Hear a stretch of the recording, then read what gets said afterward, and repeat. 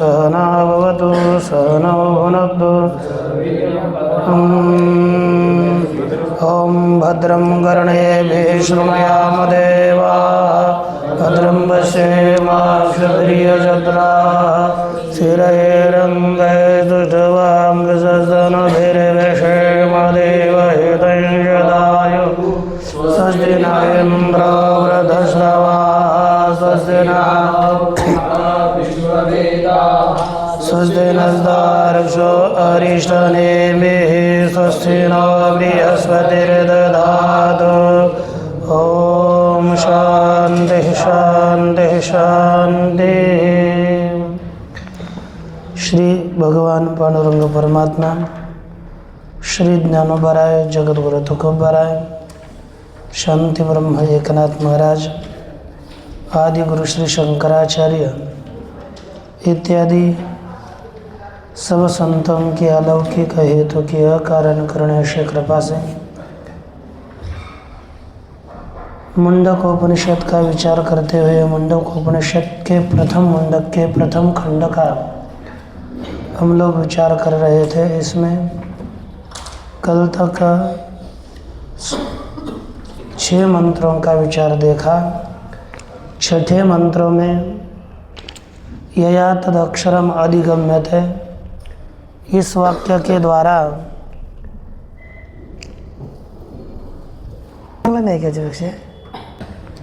यया तदक्षरम अधिगम्यते इस मंत्र के द्वारा जिस अक्षर का वर्णन इस पराविद्या के द्वारा अक्षर का ज्ञान होता है वह अक्षर कौन है, तो उसी अक्षर का निर्देश षष्ठ मंत्र में किया। यत्तद अदृश्यम अग्राह्यम अगोत्रम अवर्णम चक्षुश्रोत्रम तदपाणिपादम नित्यं विभुं सर्वगतं सुसूक्ष्मं यद्भूतयोनिं परिपश्यन्ति धीराः तदव्ययं यद्भूतयोनिं परिपश्यन्ति धीराः। इस मंत्र के द्वारा उसी का कथन किया गया। अब यहाँ से आगे वह भूत योनि है। भूत योनि इसके द्वारा जिसका कथन किया, ये भूत योनि किस प्रकार से है इसका विचार यहाँ पर किया जाता है। कहा भूतयोन्यक्षरम इति उक्तम तत्कथम भूतयोनित्वम। भूतों की योनि अक्षर है ऐसा बताया गया। वह किस प्रकार परमात्मा भूत की योनि है ऐसी शंका हुई। उसी शंका का उत्तर प्रसिद्ध दृष्टांतों के द्वारा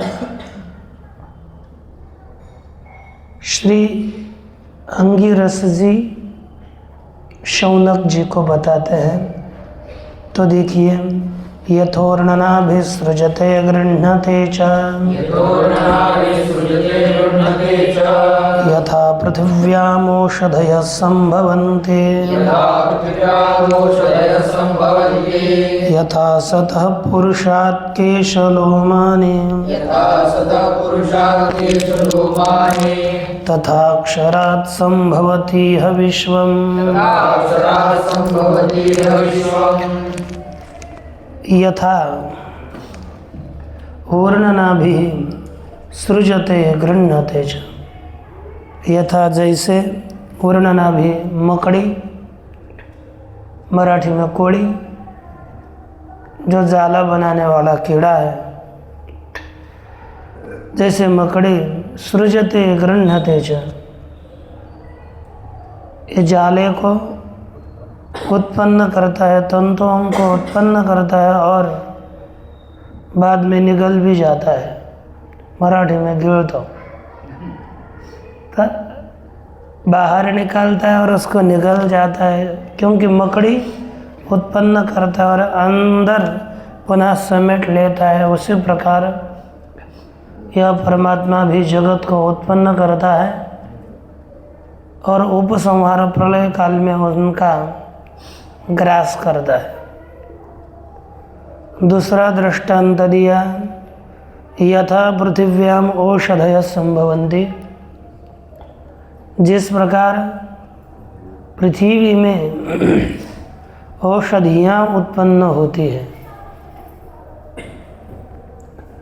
तृतीय दृष्टांत दिया, यथा सतपुरुषात् केशलोमानि, जिस प्रकार सत्पुरुष से यानी जिंदा पुरुष से, सत माने जीवित पुरुष से ही केशों की उत्पत्ति होती है और लोमों की उत्पत्ति होती है, तथा इह अक्षरात् विश्वम संभवते, उसी प्रकार अक्षर परमात्मा से विश्व की उत्पत्ति होती है। इस तरह यहाँ पर त्रिविध दृष्टांतों के द्वारा जगत की उत्पत्ति का कारण अक्षर है, यह बताया गया। श्री भगवत भाष्यकार जी इसका कैसा व्याख्यान करते हैं देखिए। यथा लोके प्रसिद्धम, जैसे लोक में क्या होता है कि वर्णना भी उसका संस्कृत में अपरिणाम हो गया लोता कीटा। ये वर्णना भी लोता कीट माने मकड़ी। किंचित कारणांतरम अनपेक्ष, किसी भी कारणांतर, अन्यत कारणम कारणांतरम माने दूसरे कारण की, किंचित भी दूसरे कारण की अपेक्षा न करते हुए स्वयमेव सृजते, यह लोता कीट स्वयं ही सृष्टि को उत्पन्न करता है। स्वशरीरा व्यतिरिक्तान एव तंतुन बहिप्रसारयति, वह उत्पन्न करता है तंतुओं को। माने कैसा? स्वशरीर अव्यतिरिक्त, अपने शरीर से अभिन्न, अपने शरीर से अतिरिक्त नहीं है, ऐसे तंतुओं को उत्पन्न करता है। माने बहिप्रसारयति, बाहर फैलाता है। पुनस्तान एव गृह्णते, और पुनः उन्हीं तंतुओं को अपने में लीन कर देता है। गृह्णाति स्वात्म भावेन आपादयति, स्वात्म भावम एव आपादयति, पुनः अपने शरीर के स्वरूप का ही बना देता है, अपने शरीर से ही निकालता है और पुनः अपने में ही गिलंकृत करता है, मराठी में निगलता है।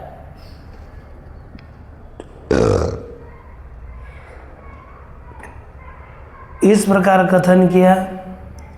उसी प्रकार यह परमात्मा जगत उत्पत्ति करता है और उसको अपने में लीन कर देता है।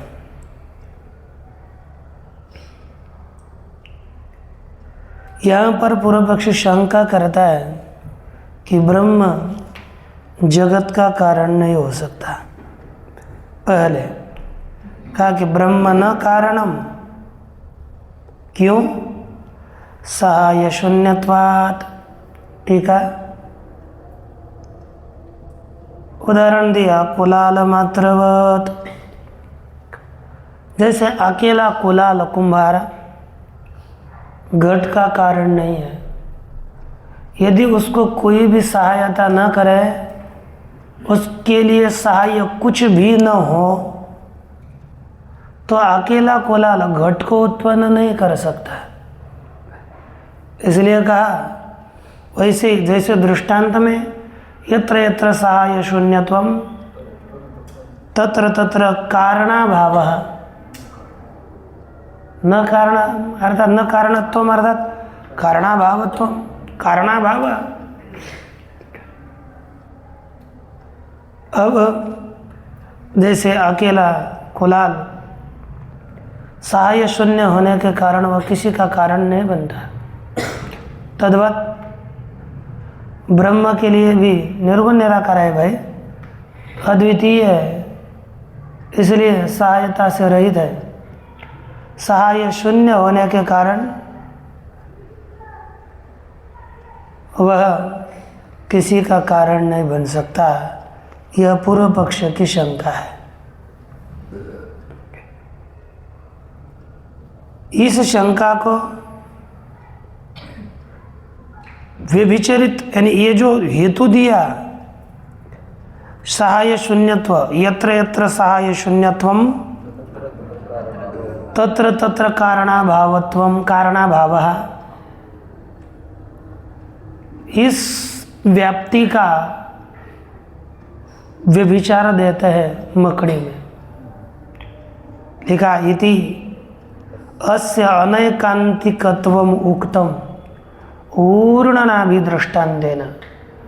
इस हेतु में अनैकांतिकत्व अर्थात व्यभिचारित्व, यह हेतु व्यभिचारी है, यह ऊर्णनाभि की मकड़ी के दृष्टांत से बताया। कैसे? अब पता नहीं भाई राम अब ऊर्णनाभि के दृष्टांत से यह कथन किया कि इसमें इधर भी तायन किया अगर तत्व बताया कि यह जो हेतु है वह व्यभिचारी है। कैसे? देखिए, साध्य नहीं जहाँ रहता नहीं रहता और हेतु रहता है, साध्या भाव जहाँ पर है वहाँ पर हेतु का रहना यही भी विचार है। अभी यहाँ पर मकड़ी में देखिए, मकड़ी में यहाँ पर प्रस्तुत अनुमान में साध्य है कारणाभाव, और मकड़ी कारण है उसमें कारणाभाव नहीं रहता। मैंने मकड़ी कारणाभावाभाव वाली है, डबल अभाव आता है वहाँ पर पूर्व का भाव सिद्ध होता है। एक नियम है, अत्यंता भावस्य अत्यंता भावः भाव रूप क्या अथवा प्रतियोगी स्वरूप।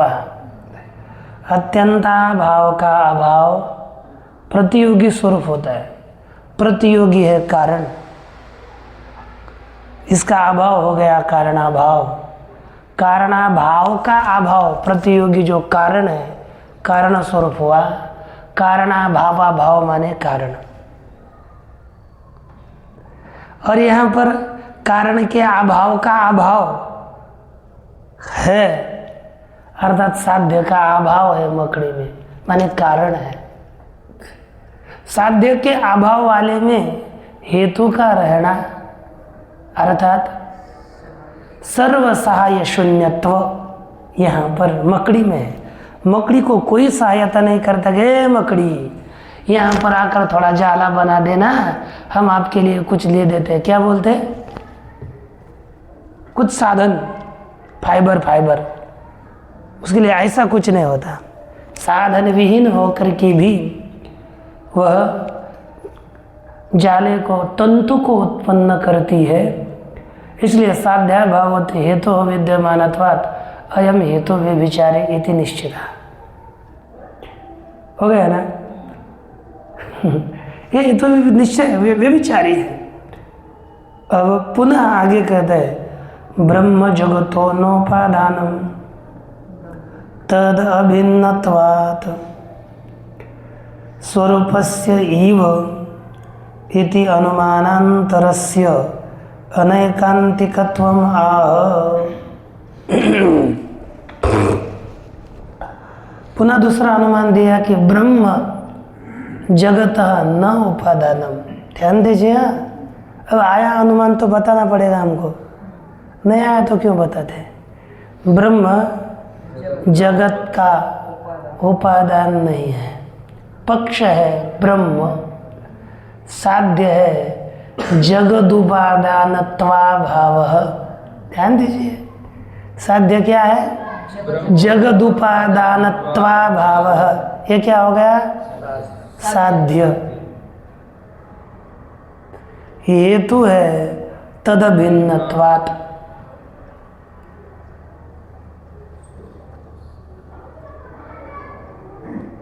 तदभिन्नत्वात्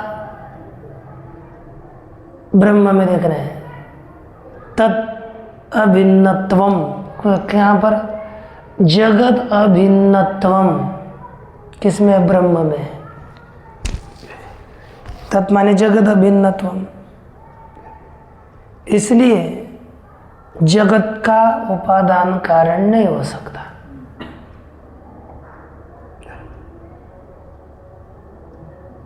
अथवा तस्य ब्रह्मण अभिन्नत्वात् एकत्वात्। ब्रह्मणः अभिन्नत्वात् एकत्वात् ब्रह्म जगतः कारणम न।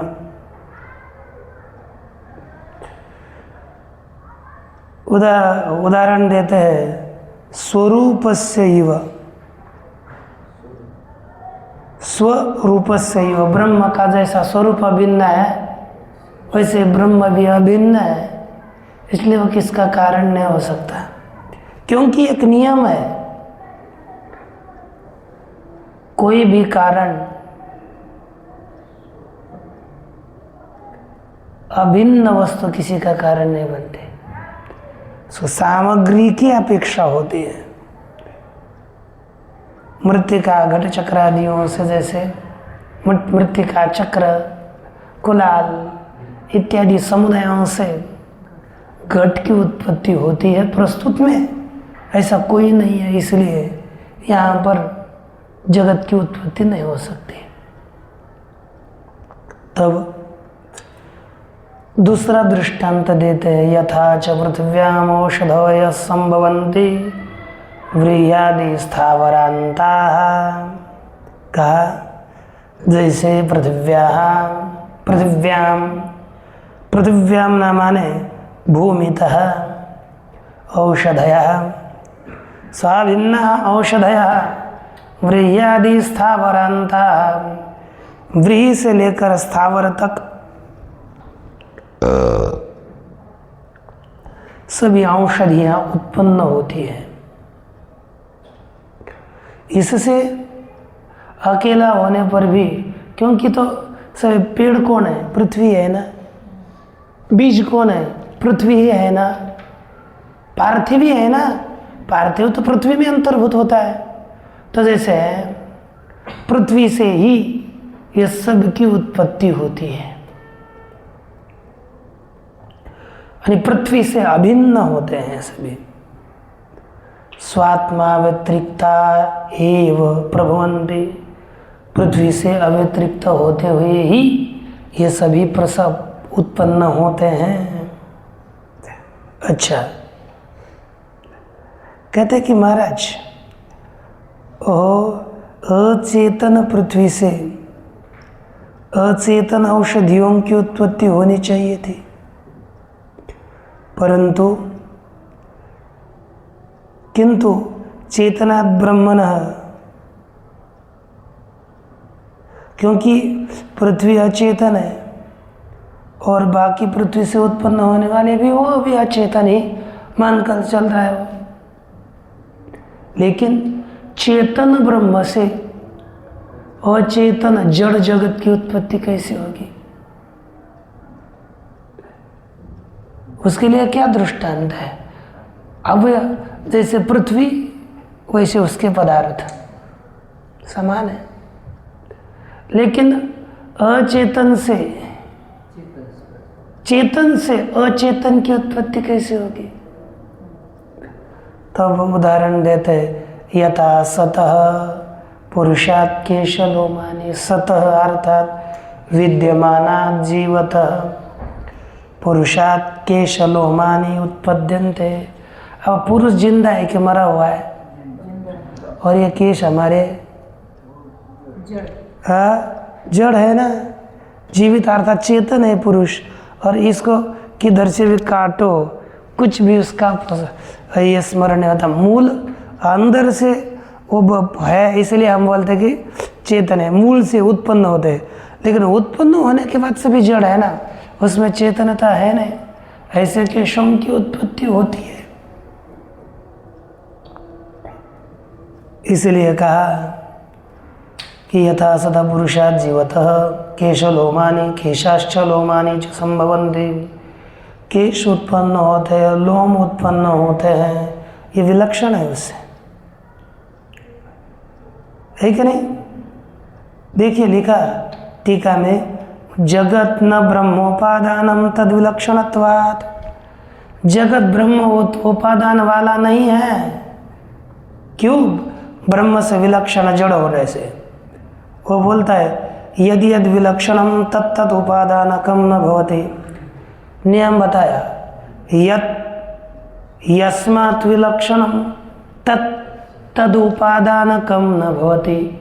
यत् माने कोई भी वस्तु, ऐसे जगत, यद है ना, यद यस्माद् विलक्षणम, यद जगत यस्माद् ब्रह्मणः विलक्षणम तत् जगत तद उपादानकम ब्रह्म उपादानकम न भवति।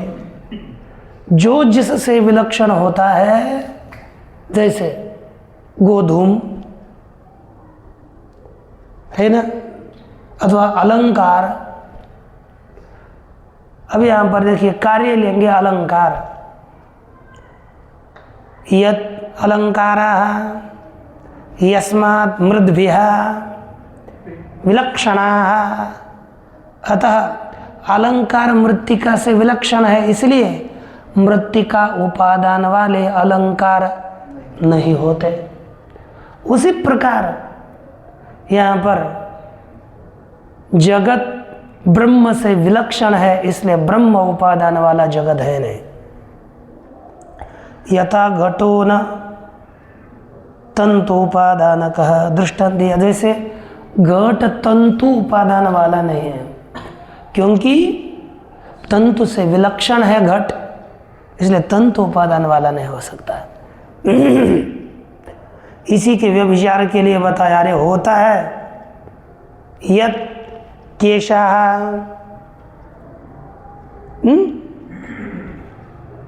हाँ सतः पुरुषाद विलक्षणाः। केश सत्पुरुष से विलक्षण है कि नहीं? लेकिन तो भी पुरुष उपादान वाले केश हो गए, इसलिए तेरा नियम बराबर नहीं है। तेरा नियम व्यभिचारित है, व्यभिचारी है। कुछ अच्छा आदमी को होना चाहिए, नियम को भी, है कि नहीं? व्यभिचारी नहीं होना चाहिए।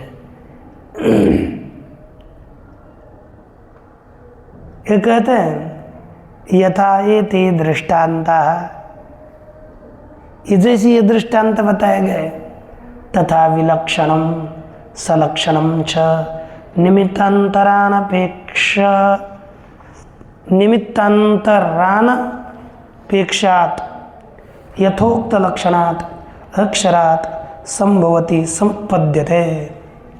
कहते हैं कि इस प्रकार अन्य निमित्तों की अपेक्षा न करने वाले यथोक्त लक्षण माने पूर्व मंत्र में बताए हुए लक्षण वाले अक्षर से विलक्षण और सलक्षण संपूर्ण जगत उत्पन्न होता है।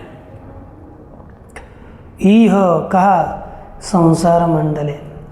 इस संसार मंडले ऐसे मंडल में ऐसे जगत की उत्पत्ति होती है। समस्तम जगत उत्पद्यते, संपूर्ण जगत उत्पन्न होता है।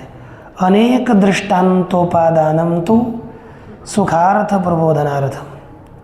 अनेक दृष्टांत क्यों दिए, इसका हेतु बताया। अनेक दृष्टांतों का प्रदान करना सुखपूर्वक ज्ञान के लिए दृष्टांत दिए हैं। यद ब्रह्मण उत्पद्यमानं विश्वं तद अनेन क्रमेण उत्पद्यते न युगपत् बदरमुष्टि प्रक्षेपवदिति। अब कोई भी हो, कैसा भी हो, उसका क्रम होता है। जैसे अब प्रसिद्ध थे पूर्व काल में बेर, आजकल बेर भी अप्रसिद्ध हो गए, मिलते नहीं गाँव में। अरे अब गए थे हम वहाँ पर, बोले बेर, बोलते बेर आते ही नहीं पेड़ों को आजकल। सत्य मांगे मैंने तो नहीं मिल पाए। अब क्या 2-4 मिले थे उस दिन दिए थे तो बदर मुष्टि प्रक्षेपवत, जैसे बेर की मुट्ठी ले ली और फेंक दी। तो जैसे युगपत वह फैलती है, उसी प्रकार ब्रह्मणः उत्पद्यमानं यद विश्वम, ब्रह्म से उत्पन्न होने वाला जो जगत है, तद वह अनेन क्रमेण उत्पद्यते, इस क्रम से उत्पन्न होता है। न युगपत, वह युगपत उत्पन्न नहीं होता। तो शंका होगी किस क्रम से? इस क्रम से उत्पन्न होता है। वही क्रम नियम विवक्षार्थो अयम मंत्र आरभ्यते। क्रम के नियम को बताने के अर्थ वाला यह मंत्र आरंभ किया जाता है। वह आगे यहाँ पर क्रम बताया। तपसा चीयते ब्रह्म ततोन्नमभिजायते अन्नात् प्राणो मनस्सत्यं लोकाकर्म शुचामृतम्। यह मंत्र बताया, तपसा ब्रह्म चीयते, तप के द्वारा। या परमात्मा का तप क्या होगा? विचारात्मक तप, कि मैं बहुश्याम, एको हम बहुश्याम ब्रजाय, इस प्रकार का ईक्षणात्मक तप, इसी के द्वारा ब्रह्म चीयते, ब्रह्म और चीयते, चीयते नाम इच्छावद भवते, एको हम बहुश्याम, यानी सृष्टव्य प्रपंच के विचार के द्वारा एक ब्रह्म ही इच्छा वाला हो जाता है। इसको अर्थ अलग बता दे कि उच्छूणताम गच्छति, फूलता है, फूलता है। जैसे खादा बीज भूमि में डालने के बाद पहले फूलता है, वही इच्छा ही उसकी फूलना है। और इस प्रकार उच्छृणता को जब प्राप्त होता है, तब ततः अन्नम अभिजायते, उससे अन्न अभिव्यक्त होता है। अन्न अर्थात प्रकृति अव्याकृत, वह अभिव्यक्त होता है।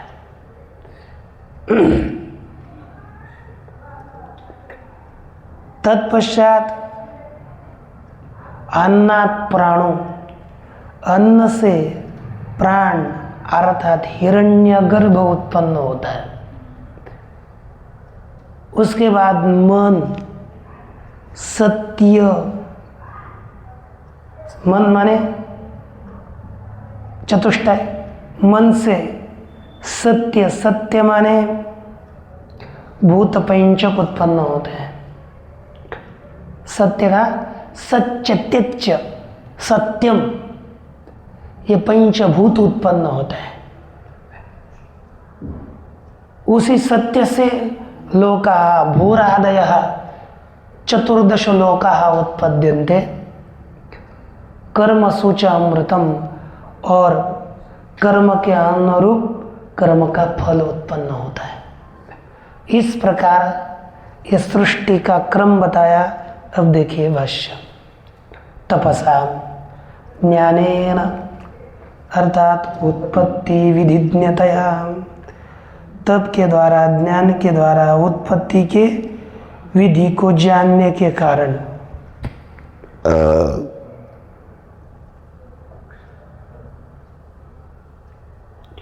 उत्पत्ति प्रकार विषयक जो माया परिणाम विशेष है उसके द्वारा कह दें। भूत योनि अक्षरम ब्रह्म चीयते, भूतों की योनि अक्षर ब्रह्म चीयते, चीयते अर्थात उपचीयते, उपचीयते माने उत्तिपादयिषद इदम जगत अंकुरम इव। कहते कि उत्पन्न करने की इच्छा वाला हो जाता है। कैसे? जैसे अंकुरम इव बीजम उच्छ्नताम गच्छति, अंकुर को उत्पन्न करने की इच्छा करने वाला बीज जैसे फूलता है, अथवा किसी को बेटा होगा भविष्य काल में तो उसको पता चला तो पुत्रमिव पिता हर्षेण उच्छ्नताम गच्छति, पुत्र बेटा होगा उसके पहले बहुत फूलता है, होने के बाद तो फूलेगा ही, है कि नहीं? तो फूलता है, बोलता है वैसे ही पुरुष। एवं सर्वज्ञतया, इस प्रकार सर्वज्ञ परमात्मा होने से सृष्टि स्थिति संहार शक्ति विज्ञानवत्तया, सर्वज्ञतया का अर्थ करते हैं। ये सर्वज्ञ किस प्रकार है? सृष्टि, जगत की सृष्टि, जगत की स्थिति, जगत का संहार और जगत की शक्ति और उसके ज्ञान वाला होने से ये उसकी सर्वज्ञता है। उपचितात्, बड़े हुए फूले हुए, ब्रह्मणः अन्नम अद्यते भुज्यते इति अन्नम, अन्न उत्पन्न होता है माने अन्न कौन है? अद्यते, जिसको खाया जाता है, जिसका भोग किया जाता है उसको कहते हैं अन्न। कौन है? अव्याकृतम अर्थात साधारणम संसारिणाम, सभी संसारी जीवों के लिए साधारण जो अव्याकृत प्रकृति है। व्याचिकीर्षितावस्था रूपेण अभिजायते उत्पद्यते, व्याचिकीर्षित अभिव्यक्त करने के लिए इष्ट इस अवस्था रूप से वह अभिव्यक्त होता है, अभिव्यक्त होता है। ततः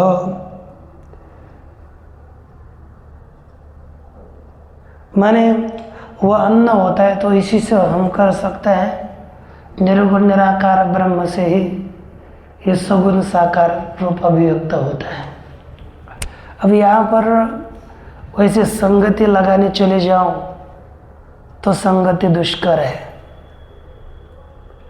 किसी हिसाब से, लेकिन यहाँ पर क्या कहोगे? निर्गुण निराकार परमात्मा है, उस वह उच्छृणता को कैसे प्राप्त हो गए? उच्छृणता को प्राप्त हो गया इसमें, क्योंकि देखिए यहाँ पर जो हम माया उपाधि बोलते हैं वो कोई ऐसी साकार चीज नहीं है कि उसमें आकर जाने के बाद वो उपाधि युक्त हो गया और विशिष्ट बन गया। जैसे हमारी फ्रिज है, फ्रिज में एक लोटा पानी लेकर के ऊपर के कप में रख दिया तो वह बर्फ बन जाता है, तो बर्फ बन गया तो ठंडी कोई ऐसी चीज है क्या कि साकार हो कि होगा? साकार कुछ है? अब इतना केवल ठंडी इस उपाधि मात्र के लगने से पानी का बर्फ बन जाता है। वैसे ही ये उपाधि मात्र आने से ये इच्छा ही उसकी उपाधि है समझो, और वही हो गई तो वह अव्यक्त बन गया, वो ईश्वर रूप में आ गया। माया बोला हमने, अव्यक्त प्रकृति सर्वसाधारण है ईश्वर, और उसी से प्रथम जीव हिरण्यगर्भ प्रकट होता है और उसके बाद आगे की सृष्टि। इसलिए कहा ततश्च अव्याकृतात् व्याचिकीर्षितावस्थावतो, अव्याकृत से व्याचिकीर्षित, व्याकृत करने के लिए इष्ट अवस्था वाले उस अन्न से, अव्यक्त से प्राणों हिरण्यगर्भ प्रकट होता है। ब्रह्मणो ज्ञान शक्ति अधिष्ठित जगत साधारण अविद्या काम कर्म भूत बीज भूत समुदाय बीजांकुरो जगदात्मा अभिजायते। उस ब्रह्म से क्या होता है? ज्ञान क्रिया शक्ति से अधिष्ठित, ज्ञान क्रिया शक्ति से युक्त जगत का साधारण, जो अविद्या काम कर्म रूप समुदाय बीज रूपी अंकुर वाला जगत का आत्मा हिरण्यगर्भ उत्पन्न होता है। ये अभिजायते अनुसंगय अनुवृत्ति करनी चाहिए। तस्माच्च प्राणान मनो, उस हिरण्यगर्भ रूपी प्राण से मन उत्पन्न होता है।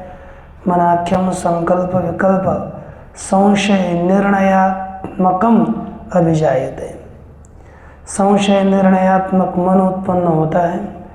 ततोपि संकल्पाध्यात्मकात्मनस, संकल्प विकल्पात्मक मन से सत्य उत्पन्न होता है, अर्थात सत्याख्यम आकाशादि भूत पंचकम अभिजायते।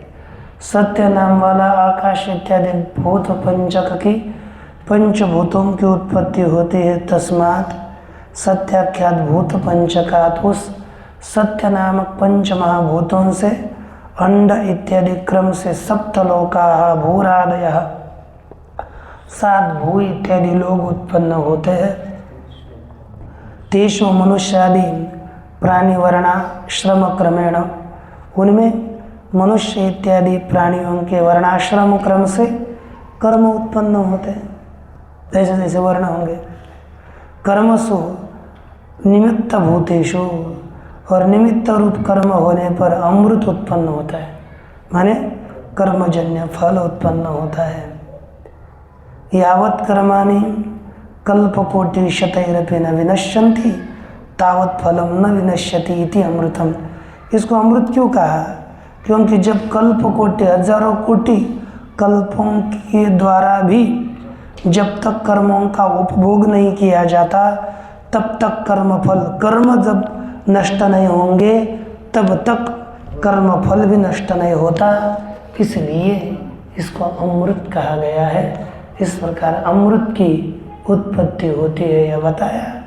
इसके बाद उपसंजीर्षु मंत्रो वक्षमाणार्थम, कहा कि उक्तम एवं अर्थम उपसंहार संजीर्षु, बताए हुए अर्थ का ही उपसंहार करने वाला मंत्र वक्षमाण आगे बताए जाने वाले अर्थ को बताता है। तो देखिए, यह सर्वज्ञ सर्ववेद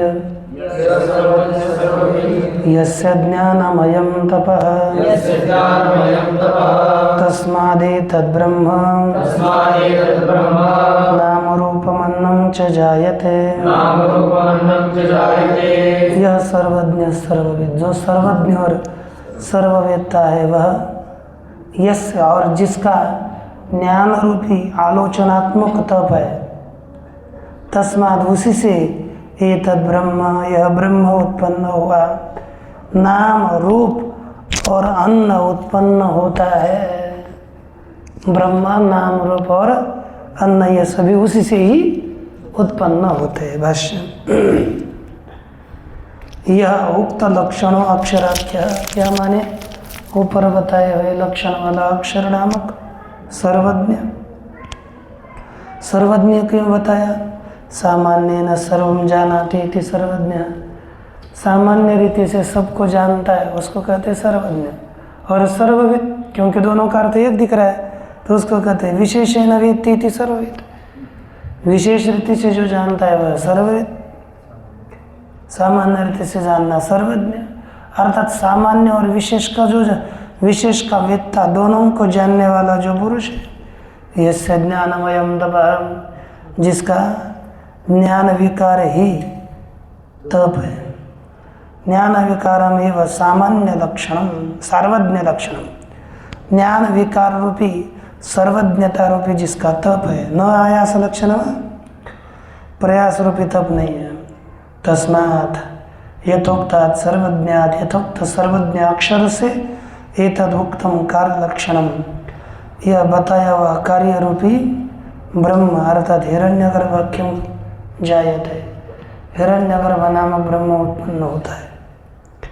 किंच नाम असौ देवदत्तो यज्ञदत्त इत्यादि लक्षणम, और नाम भी उत्पन्न होता है। कौन सा? देवदत्त, यज्ञदत्त इत्यादि रूप नाम की उत्पत्ति होती है उसी ब्रह्म से।